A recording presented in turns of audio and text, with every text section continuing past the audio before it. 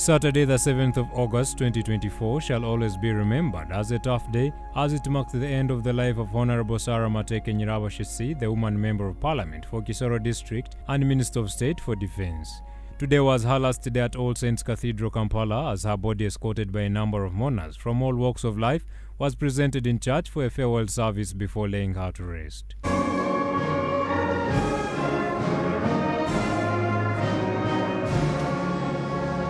The Archbishop of the Church of Uganda, His Grace Dr. Stephen Samuel Kaziimba Mugalu, led the service and, while giving his sermon, urged the congregation to acknowledge Christ, for he is the giver of life. Let us acknowledge the owner. In this context, who is the owner?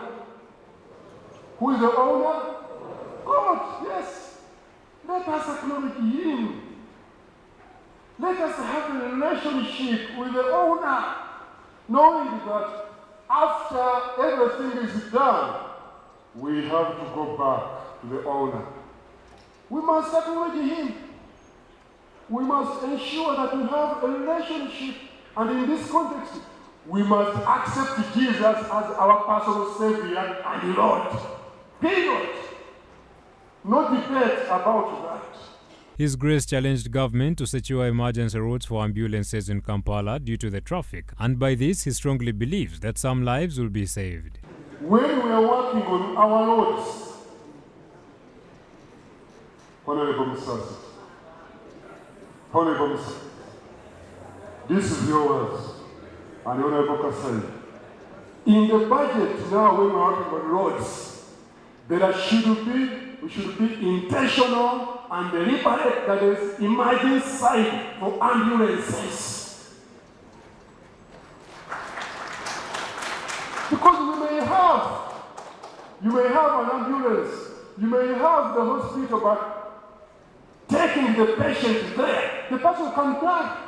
In response, the Right Honourable Speaker of Parliament, Anita Mong, who was in attendance, tasked members of Parliament to take up the Archbishop's call as a way to remember the late Honourable Sarah Mateke. Members of Parliament, it is a command from the church, a command from the man of God, that much as we may be having health services, we must have a lane where there should always be, where an ambulance is supposed to pass when there is need to do.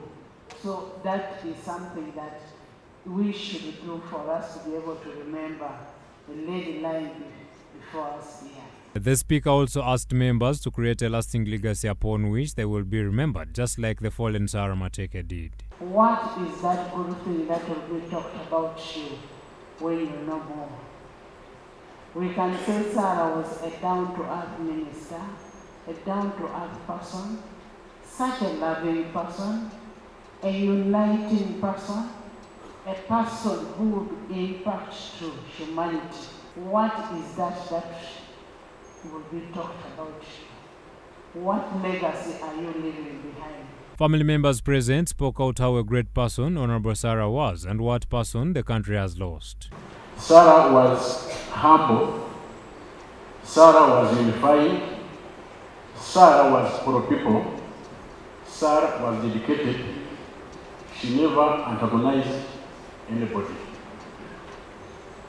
Yes, he's hurting what happened, but he's hurting as a believer. We particularly thank and would like to thank our Mzee, our dad, who laid a firm foundation for the late Honourable Sarah's political career. We thank you both for the exemplary and selfless service. We also would like to thank the voters who gave Honourable Sarah a landslide mandate in a very special way. We thank you. To have lost a great pillar in our lives, and Isaac, and it's so hurtful and it's so painful because we've had a lot of good memories together, and those memories keep recurring each and every time, I keep thinking about her. My mom was a hero that deserves to be celebrated. Her love for all of us knew no bounds, and for that I'm forever grateful. Even though she is no longer with us, There are many people in which you can see her because she was a mother of many. The late Honorable Sarah Nyirabashitsi was born on 15th July 1974 and was aged 50 years by the time of her death. She was born in Chahi Sub-County, Kisoro District in Kigezi Region for Philemon Mateke and Joy Ramfizi Mateke.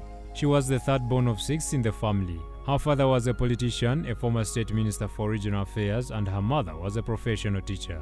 May her soul continue resting in peace.